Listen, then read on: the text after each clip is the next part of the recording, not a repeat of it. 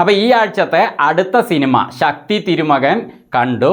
വിജയ് ആൻ്റണി നായകനായ സിനിമയാണ്. അപ്പോൾ ഇതിനെക്കുറിച്ചുള്ള എൻ്റെ അഭിപ്രായം.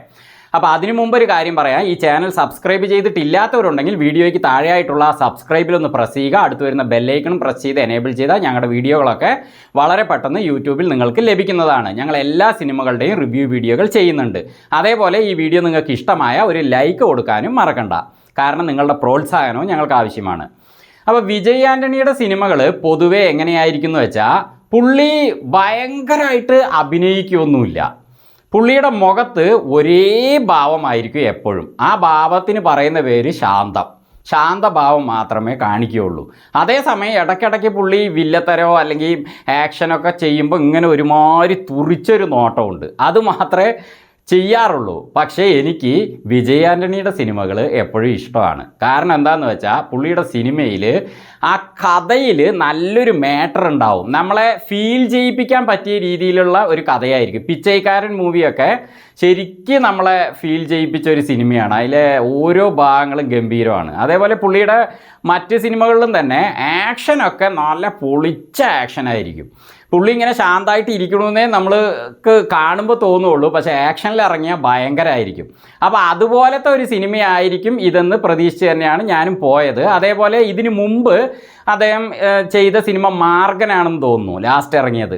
അപ്പോൾ ആ സിനിമ ഞാൻ കണ്ടിരുന്നു. അതിൽ പുള്ളിക്ക് വലിയ സംഭവങ്ങളൊന്നും ഇല്ല. കാരണം പുള്ളി ഒരു തേർഡ് പാർട്ടി പോലെയാണ് ആ സിനിമയിൽ വന്നത്. പുള്ളി ഹീറോ ആണെങ്കിലും കാര്യമായിട്ടൊന്നും ചെയ്യാതെ വേറൊരു ക്യാരക്ടറൊക്കെ അതിലുണ്ടായിരുന്നു ആ സിനിമയിൽ.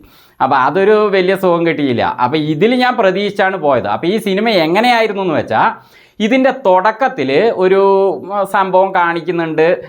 ഒരു സെൻറ്റിമെൻറ്റ്സ് പോലെ വരുന്നൊരു സംഭവമാണ്. പഴയ സിനിമകളിലൊക്കെ വരുന്ന പോലെ തന്നെ കാണിക്കുന്നുണ്ട്. ഒരു ജനിച്ച കുഞ്ഞിനെ കാണിക്കുന്നുണ്ട്. ആ കുഞ്ഞിനെ കാണിക്കുമ്പോൾ സിനിമയുടെ പേരിടുമ്പോൾ നല്ല മ്യൂസിക് കൊടുത്തിട്ടുണ്ട് കേട്ടോ. ഈ സിനിമയ്ക്ക് മ്യൂസിക് ചെയ്തിരിക്കുന്നത് വിജയ് ആൻ്റണി തന്നെയാണ്.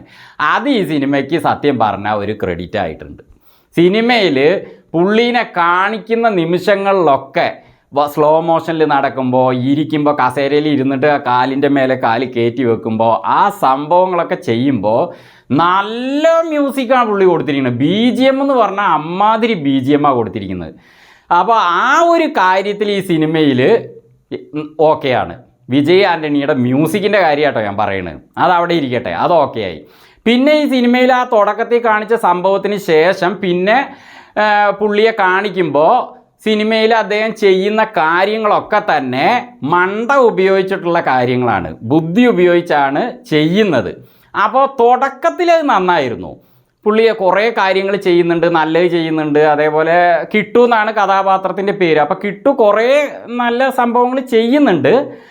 പക്ഷേ അത് പോകെ ഇത് എങ്ങനെ ചെയ്യുന്നു, എന്തൊക്കെ ചെയ്യുന്നു, എങ്ങനെ ഇത്ര ക്യാഷ് കിട്ടുന്നു എന്നൊക്കെ നമുക്ക് തന്നെ ഒരു കൺഫ്യൂഷനൊക്കെ വരുന്നുണ്ട്. പക്ഷേ കൺഫ്യൂഷൻ ഇല്ല. അത് ശരിക്കും ശ്രദ്ധിച്ചാൽ നമുക്ക് മനസ്സിലാക്കാൻ പറ്റും. കാരണം ഒരു കാര്യത്തു നിന്ന് മറ്റൊരു കാര്യം, മറ്റൊരു കാര്യത്തു നിന്ന് മറ്റൊരു കാര്യം, അങ്ങനെ ലിങ്ക് ചെയ്താണ് പുള്ളി മണ്ട ഉപയോഗിച്ച് അത് ചെയ്യുന്നത്.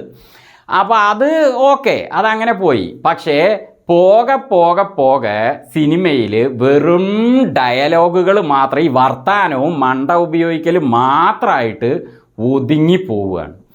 അതായത് വിജയ് ആൻ്റണിയുടെ സിനിമകളുടെ ആ ഒരു ഫീൽ ചെയ്യിപ്പിക്കാനുള്ള ആ ഒരു കഥയുടെ കരുത്ത്, അതേപോലെ പുള്ളിയുടെ ആക്ഷൻ, ഇതൊന്നും കാണാനില്ല.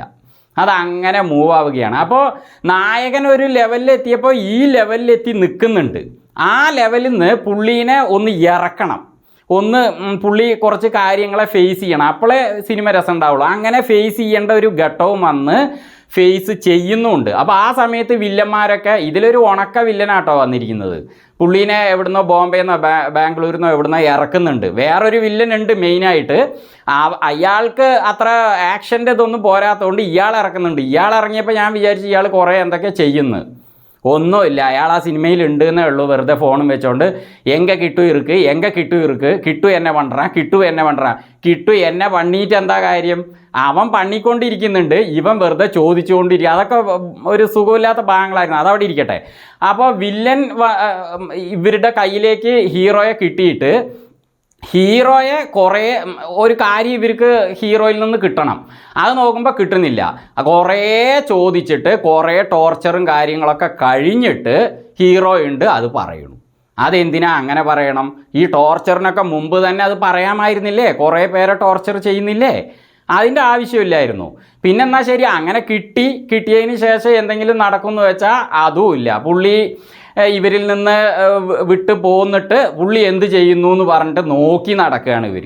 ഈ പുള്ളി എന്തൊക്കെയോ ചെയ്യുന്നുണ്ട് കാര്യങ്ങൾ സീരിയസ് ആയിട്ട്, പക്ഷെ അതൊന്നും ഇത്രയും പേര് ഇദ്ദേഹത്തിൻ്റെ പുറകിൽ നടന്നിട്ടും കണ്ടുപിടിക്കാൻ പറ്റുന്നില്ല പോലും. ശരി, അതും പോട്ടെ. എന്നാൽ ശരി, കുറേ ആക്ഷനും കാര്യങ്ങളൊക്കെ സിനിമയിൽ ഉണ്ടാവുമെന്ന് വിചാരിച്ചാൽ അതുമില്ല. ആക്ഷൻ ഉണ്ട് ഇതിൽ.